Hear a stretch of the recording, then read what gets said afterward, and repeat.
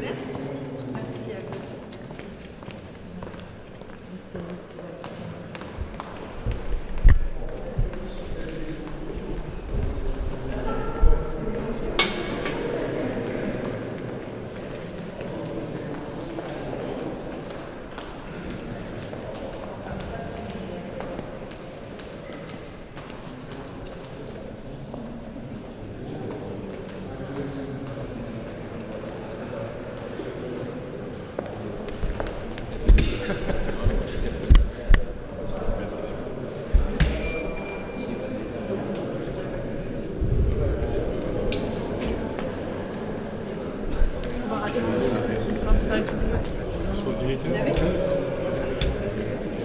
Vous sortez? Ouais. Merci.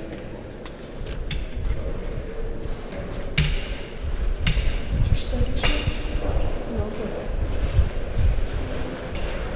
va. En même temps.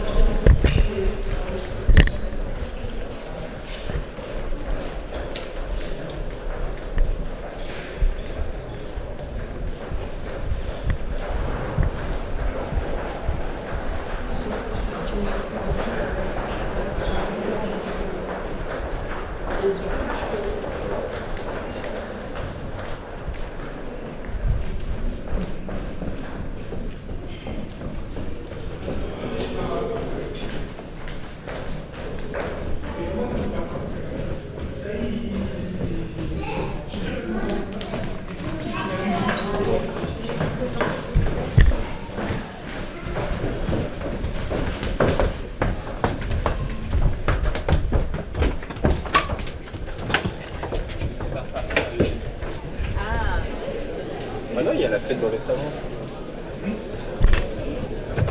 On a de la chance.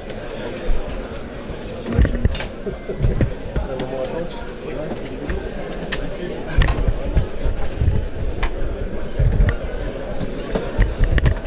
Ouais, c'est bon.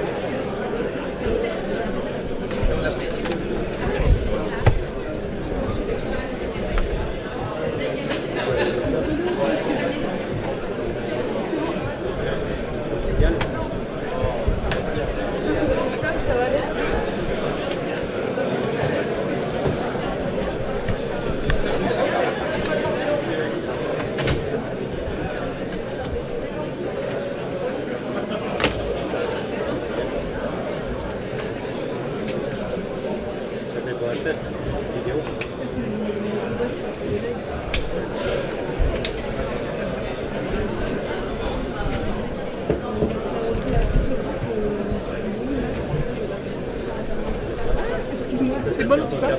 C'est souvent d'avant. Je suis désolée, excuse-moi.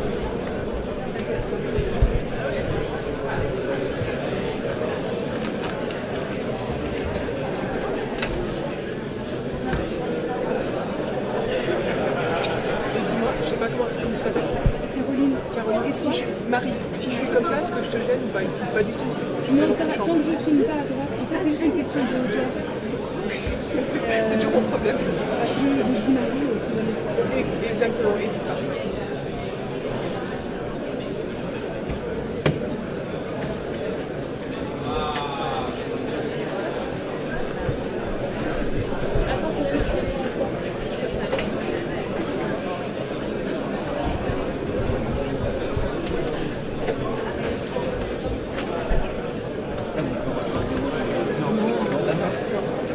Non, on va l'arriver. Ah oui?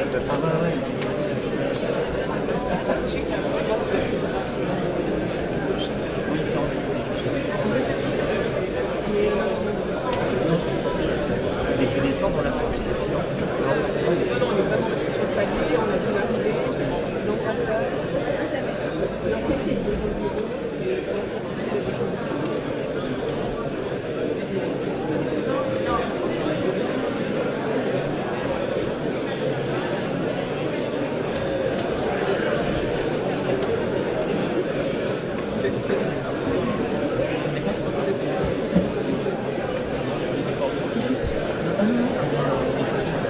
oui, c'est ça, il est inconditionnel. Oui, c'est ce que quand j'avais le staffé, c'est ça, ça coûte salarié.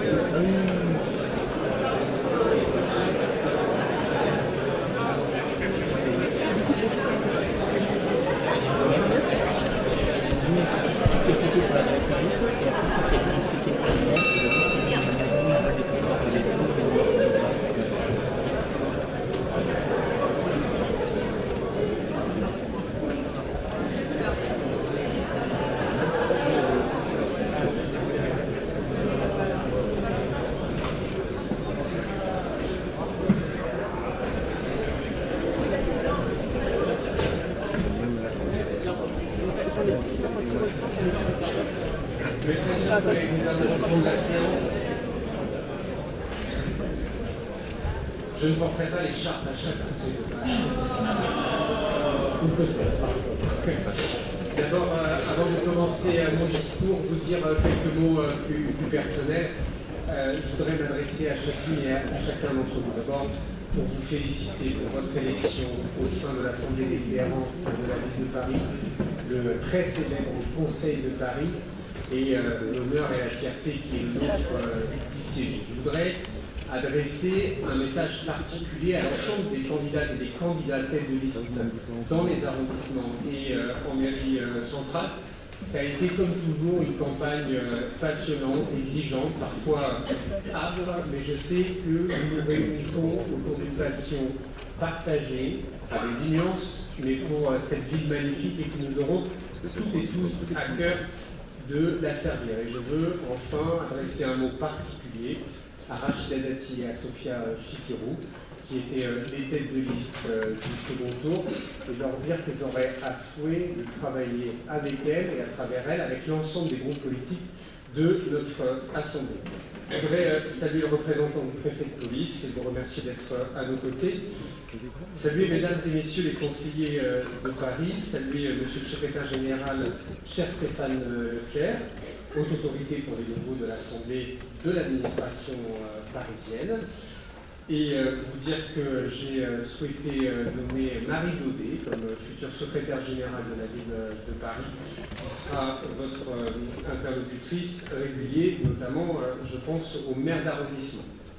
Et il m'est un peu difficile de le faire par avance, mais je le fais tout de même, d'adresser toutes mes félicitations par anticipation aux maires d'arrondissement qui seront élus dès lors que nous aurons convoqué, que j'aurai convoqué les conseils d'arrondissement d'installation. Ils auront lieu lundi sous 10 jours, enfin le lundi de Pâques, je suis désolé, ce sont les hasards du calendrier qui le veulent ainsi. Et vous dire combien je sais votre charge extraordinairement importante, et je le crois que vous le savez, combien je compte sur vous pour accompagner et mettre en œuvre les politiques publiques parisiennes, et le faire dans le respect des maires que les citoyens auront évidemment choisis. Vous m'avez élu maire conformément au suffrage exprimé par les Parisiennes et les Parisiens les 15 et 22 mars. Et par ce vote, vous m'avez donné le mandat d'agir au nom des Parisiennes et des Parisiens pour les 6 années à venir. Je vous en remercie, et c'est un honneur dont je saurais me montrer digne. C'est une mission, vous le savez, qui est passionnante parce que notre ville est unique et la servir l'est tout autant. Être maire de Paris, c'est à la fois créer les conditions pour que notre capitale soit une terre d'innovation et défendre les commerces de proximité. C'est à la fois lutter contre la spéculation immobilière, mais aussi trouver un logement à celles et ceux qui en ont besoin. C'est à la fois imaginer l'avenir du Grand Paris, mais aussi s'occuper de chaque pied d'arbre, de chaque poubelle qui déborde, de chaque trou dans la chaussée. Être maire de Paris, ce n'est pas l'un ou l'autre, c'est les deux à la fois. C'est embrasser la diversité de notre ville, qui est à la fois une ville-monde et une ville à vivre. Au quotidien, une somme de petits villages, de quartiers, de rues, de pieds d'immeubles, qui ensemble font la plus belle ville du monde. Être maire de Paris, c'est une responsabilité immense que je partage avec toutes celles et tous ceux qui ont contribué à bâtir cette union de la gauche et des écologistes que les Parisiennes et les Parisiens ont élus à une majorité absolue des suffrages exprimés. Qu'il me soit permis de saluer les présidentes et présidents de groupe, ou futurs désignés tels, des groupes de la majorité, et les remercier chaleureusement pour les mots lors de leurs expressions avant le vote. C'est ensemble que nous porterons l'espoir des Parisiennes et des Parisiens. Être socialiste, c'est travailler à une société plus juste. Les mots de Lionel Jospin, évidemment, résonnent particulièrement pour moi. Il était un grand élu parisien, nous aurons l'occasion de lui rendre hommage, comme il est de coutume en accord avec la famille lors de l'un de nos prochains conseils de Paris. Il a été l'architecte de cette gauche plurielle, une gauche qui gouverne sans pour autant renier ses idéaux, une gauche qui fait de ses différences une force, une gauche cohérente et fidèle à ses valeurs. Il a été un meneur par l'exemple, un homme d'une probité et d'une intégrité jamais remise en question. Et je veux m'inspirer de sa dignité dans l'exercice des responsabilités. C'est pour lui que je me suis engagé en politique il y a plus de 20 ans. Et je veux lui rendre hommage aujourd'hui. Reprendre ces mots. Être élu de la gauche, unie à Paris, c'est travailler à une ville plus juste. Une ville plus solidaire, une ville fière, une ville populaire, une ville prospère, une ville qui sait que notre richesse est dans notre diversité, une ville qui sait que son avenir est à inventer, une ville qui protège les plus fragiles, une ville dans laquelle chacun et chacune peut trouver sa place, une ville pour toutes et tous. Parce que je ne serai pas le maire d'un Paris contre un autre, je serai le maire de toutes les Parisiennes et de tous les Parisiens. Dans tous les arrondissements, tous les quartiers, de l'avenue Montaigne à la place de la République, de la rue des Martyrs à l'avenue Jean Jaurès, de Montparnasse au Sacré-Cœur, du boulevard Masséna à la rue Claire, de Notre-Dame à la Grande Mosquée, de la rue Missak-Manoukian au mémorial de la Shoah. Être maire de Paris, c'est respecter son histoire et incarner son avenir. Nous portons des ambitions qui prennent racine dans les événements qu'a traversé Paris. Nous continuons l'œuvre de celles et ceux qui nous ont précédés. Cette histoire nous oblige, mais elle ne nous lie pas. Elle nous relie. Et je veux rendre hommage à celles et ceux qui m'ont précédé dans cette fonction, Jacques Chirac, Jean Tibéri, évidemment Bertrand Delanoë, auprès de qui j'ai tant appris et auquel je dois tant, et évidemment Anne Hidalgo, avec laquelle j'ai eu l'immense honneur, la fierté et la gratitude de travailler.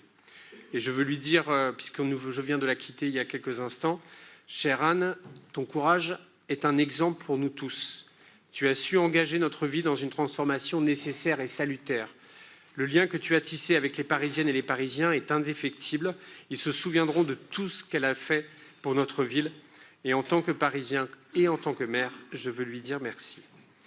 C'est un nouveau mandat qui débute aujourd'hui, une nouvelle histoire à écrire avec les Parisiennes et les Parisiens pour Paris. Le véritable combat commence maintenant. Et le premier d'entre eux, c'est le périscolaire. Nous devons tout reprendre, nous devons renverser la table. Je l'ai dit, nous allons et nous devons protéger nos enfants et nous devons renouer la confiance avec les familles. Nous devons tout faire pour que la violence contre les enfants cesse. Pour nos écoles, le mot d'ordre sera la tolérance zéro. Nous reverrons les procédures en matière de recrutement, de formation, de gestion des signalements, d'accompagnement des victimes et des sanctions. Les Parisiennes et les Parisiens, nous le savons tous ici, nous attendent. Ils seront exigeants avec nous et ils ont bien raison de l'être. Et sur ce sujet, comme tant d'autres, je souhaite que l'ensemble des conseillères et des conseillers de Paris puissent travailler ensemble. Il faut que les Parisiennes et les Parisiens sachent qu'au Conseil de Paris, il y a un front uni contre les violences faites aux enfants. C'est la première de nos responsabilités, c'est l'avenir de nos enfants qui est en jeu, c'est l'avenir de Paris. Je veux la participation de toutes et de tous au Conseil de Paris et je veux l'engagement de chacun sur le terrain autour de cette priorité qui nous rassemble. Une politique de la ville, c'est d'abord une politique pour celles et ceux qui y habitent, une politique qui leur permet de vivre mieux. Sur le logement d'abord, il faudra aller vite et fort, parce que c'est la première préoccupation des Parisiennes et des Parisiens, trouver un logement, payer son loyer. Ce n'est pas la qualité de vie qui fait partir les familles, c'est faux, c'est le prix du mètre carré.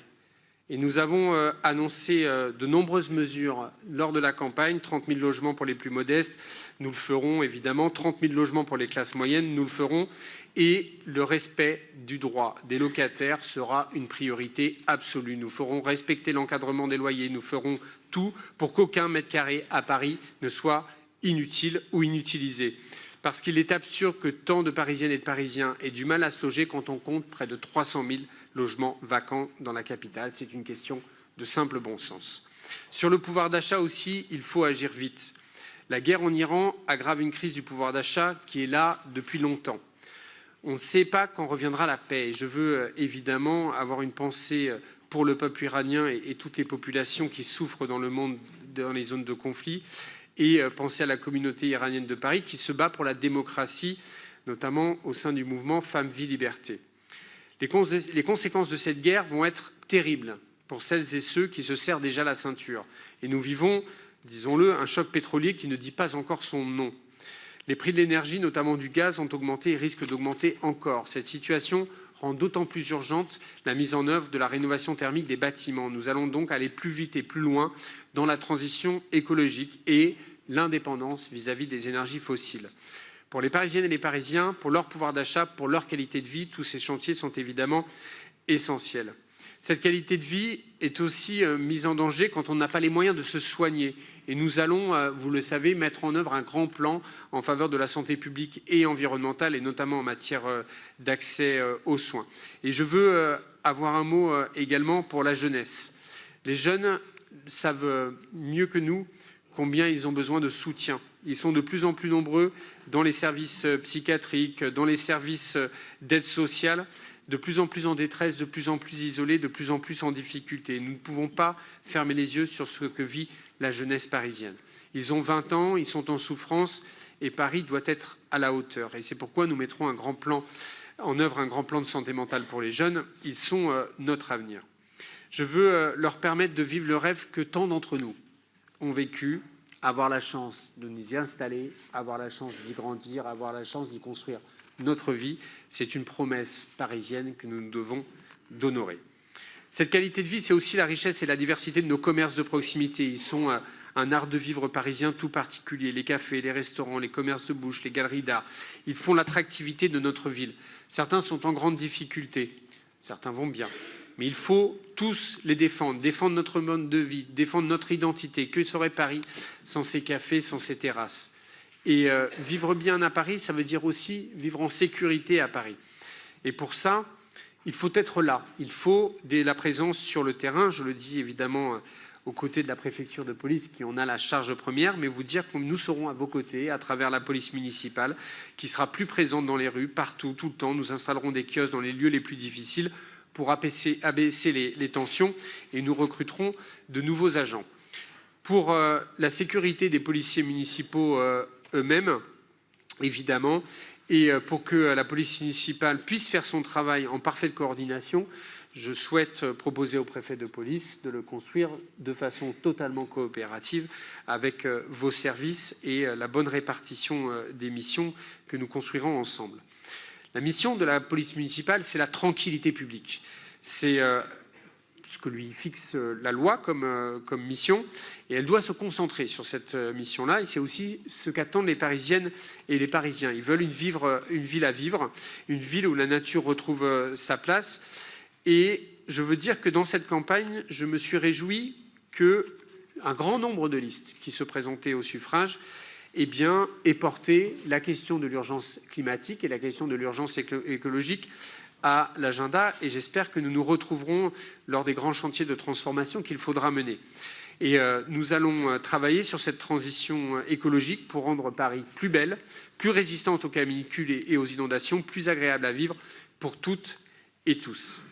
Et nous voulons notamment que cesse une injustice fondamentale, que ce sont celles et ceux qui ont déjà le moins, qui dépensent le plus pour se chauffer, eh bien ce sont ceux qui subissent le plus durement les effets des canicules, de la précarité énergétique et de l'exposition aux pollutions, renvoyant à cette idée essentielle que la question environnementale est d'abord une question sociale et que nous entendons embrasser les deux avec la même énergie.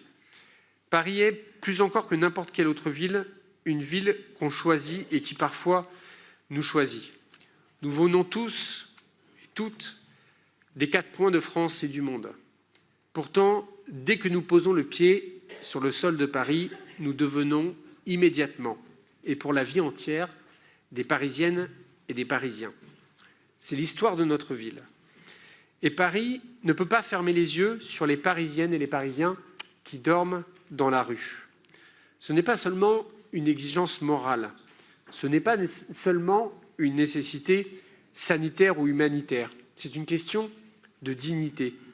Paris est et restera une ville refuge. Je m'en porte le garant. Et dès maintenant, je veux nous donner une mission, à nous, Conseil de Paris, aux maires d'arrondissement évidemment, aux élus, aux associations, aux citoyennes et aux citoyens engagés, à toutes celles et ceux qui sont au service de la ville, d'un ordre de mobilisation générale pour que l'hiver prochain, aucun enfant ne dorme dans la rue à Paris. La métropole du Grand Paris est une question essentielle à construire dans les années qui viennent. Elle est notre horizon, parce que nous avons un destin commun avec les grands Parisiens. Les Parisiennes et les Parisiens, d'ailleurs, vivent déjà ce Grand Paris au quotidien, pour le travail, pour les loisirs, pour les soins, pour l'enseignement supérieur, pour les activités économiques. Leur vie ne s'arrête pas aux frontières institutionnelles et encore moins aux périphériques. Alors notre ville doit prendre sa part, toute sa part, pour faire de la métropole du Grand Paris un véritable organe de décision sur les transports, sur l'éducation, sur l'attractivité économique, l'innovation, les parcours de vie des familles en matière de logement, sur la question des solidarités. C'est la métropole qui est la bonne échelle d'action et sur laquelle nous devrons travailler. Paris est devenu bien plus grand que Paris. Et en tant que maire, je veux aller encore au-delà, renouer les liens entre Paris et les autres villes du pays et avec les territoires d'où nous venons. Notre ville est la capitale. Elle doit devenir le trait d'union de la nation. Paris appartient à la France. Elle en fait partie. Elle n'en est pas le centre, mais elle en est incontestablement le cœur. Elle doit en rester le phare, assumer sa responsabilité, être à l'écoute aussi. Car nous avons beaucoup plus en commun que ce que certains veulent penser. Paris doit être une ville ouverte, au monde bien sûr, mais à la France aussi, et peut-être à la France d'abord. On doit pouvoir croire encore, quand on est quelque part en France, de pouvoir rêver de s'installer à Paris. Paris doit rester une promesse d'émancipation, une promesse de liberté, une promesse de diversité, une promesse de beauté, une promesse de vie. Ici, tout est possible. Penser qu'entre son temps, c'est de l'héroïsme, disait Eugène Ionesco. Et oui, les Parisiennes et les Parisiens ont été héroïques. Ils ont dépassé la peur qu'on veut nous imposer, la peur du déclin, la peur de la faillite, la peur de tout et de tout le monde, la peur de l'autre. Ils ont eu le courage de choisir l'espoir. Je veux le dire ici, lors de ce premier Conseil de Paris, les Parisiennes et les Parisiens sont à l'image de notre ville, unique au monde. En tant que maire, je veillerai au respect de la volonté qu'ils ont exprimée. La violence, les discriminations, la stigmatisation, le masculinisme, le racisme, l'antisémitisme, la haine LGBTQI+, n'ont pas leur place et ne l'auront jamais à Paris. Paris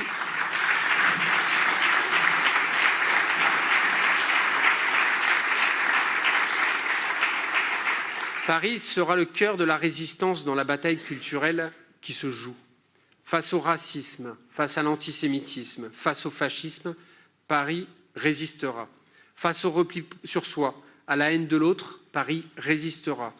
Face à l'union des droites jusqu'à l'extrême, Paris résistera. Pour ça, nous aurons besoin de l'engagement des Parisiennes et des Parisiens. Vous qui enseignez à nos enfants, vous qui vous engagez dans les associations, vous qui nous soignez à l'hôpital ou dans les cabinets de quartier, vous qui défendez la liberté d'aimer, vous qui vous battez pour l'égalité femmes-hommes, vous qui luttez contre la désinformation, vous qui donnez de votre temps, vous qui prenez votre vélo, vous qui faites vivre les quartiers populaires, vous qui travaillez pour Paris. J'ai besoin de vous, nous avons besoin de vous pour bâtir cette ville solidaire, populaire et soudée. Cette ville libre, créative, innovante. Cette ville vivante, fière et joyeuse. Cette ville dans laquelle chacun peut vivre dignement.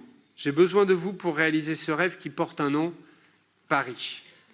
Il n'y a pas de bonheur dans la haine. Les mots d'Albert Camus résonnent avec le moment que nous vivons. Non, il n'y a pas de bonheur dans la haine. Il n'y a pas de liberté dans la peur. Il n'y a pas de démocratie dans la violence. Mais il y a du courage, il y a de la détermination et il y a de l'espoir. Dans ce monde où chacun semble prêt à abandonner ce en quoi il croit, nous serons Je compte sur chacune et chacun d'entre vous, fidèles à nos valeurs, pour les Parisiennes et les Parisiens, pour Paris. Chères conseillères de Paris, chers conseillers de Paris, maintenant au travail.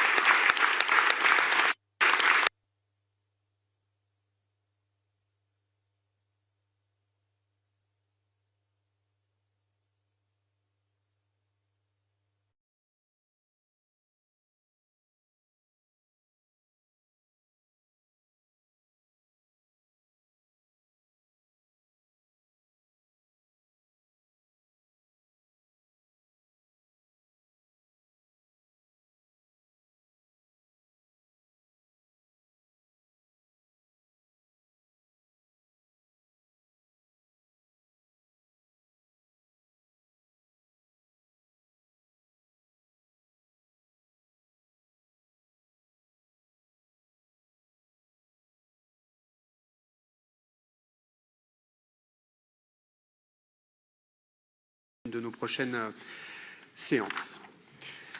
Chers collègues, conformément au Code général des collectivités territoriales et notamment son article L2122-2, nous allons maintenant déterminer le nombre d'adjoints de l'exécutif. Je vous propose de créer 36 postes d'adjoints.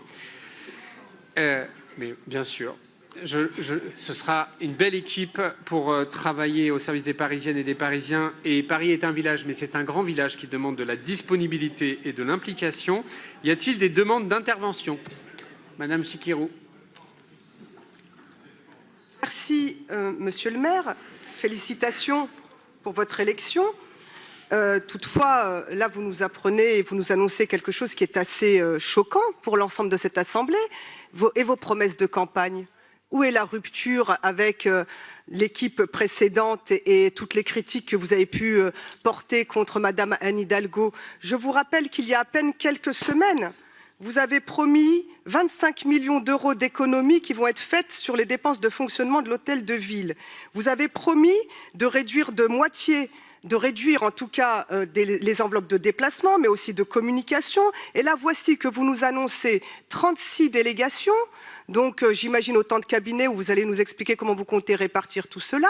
Mais comment comptez-vous réaliser des économies alors que tout votre projet était basé sur plus de 200 millions d'euros d'économies, je peux les calculer, mais même beaucoup plus, 175 millions d'économies sur les dépenses énergétiques, bon ça ce sont des promesses, on verra bien, 125 millions d'euros sur la simplification de l'administration, 100 millions d'euros d'économies dans les achats publics. Enfin, vous avez présenté pendant la campagne un programme basé sur un équilibre budgétaire fondé sur des économies à réaliser, dont plus de 30 millions sur les fonctionnements de l'hôtel de ville. Et là, vous nous annoncez un nombre de délégations d'adjoints maires. Je sais qu'il faut satisfaire tous vos alliés, je sais qu'il faut satisfaire tout le monde, mais c'est assez frappant de se dire que finalement, on est dans la continuité absolue avec la précédente mandature et que vous n'avez aucunement l'intention d'avoir une autre méthode de travail, une autre méthode de gestion et d'autres pratiques soi-disant plus démocratiques et plus efficaces sur le plan des deniers publics. Voilà, c'est un constat que j'appelle mes collègues conseillers de Paris, la presse et les gens qui nous regardent à faire d'entrée de jeu parce que pour le moment, les preuves de changement, on les attend. Merci beaucoup. Alors oui, il y a une forme de continuité, c'est qu'il faut un exécutif dans les collectivités territoriales, ça je vous confirme. Donc je le redis, hein, d'abord sans doute le caractère un peu novice de votre fonction. D'abord, Madame Chikirou, je retiens de votre intervention initiale. Il y avait déjà des élus insoumis au Conseil de Paris. Déjà, il y en a déjà eu depuis plusieurs élections, d'accord? Nous avons très bien travaillé. Et nous travaillerons très bien avec toutes les oppositions, quelles qu'elles soient. Donc je redis ma disponibilité pour travailler, échanger. Et je vous proposerai rapidement un rendez-vous pour le traduire. Deuxième chose, je ne sais pas de quelle phrase que j'ai prononcée vous avez tiré la longue tirade que vous venez de faire, mais nous avons un objectif qui est simple, c'est d'assurer la proximité. Je le redis, Paris, c'est une grande ville dans laquelle il y a demande de disponibilité de la part des élus, de la part de l'équipe exécutive. Et donc, l'équipe que je proposerai, et dont je vous donnerai des détails juste après, le permettra évidemment. Je vais, s'il n'y a pas d'autres interventions, je vais procéder à un vote à main levée pour, qui est contre, qui s'abstient. Très bien. La délibération est adoptée et le nombre d'adjoints est fixé à 36. Je vous remercie.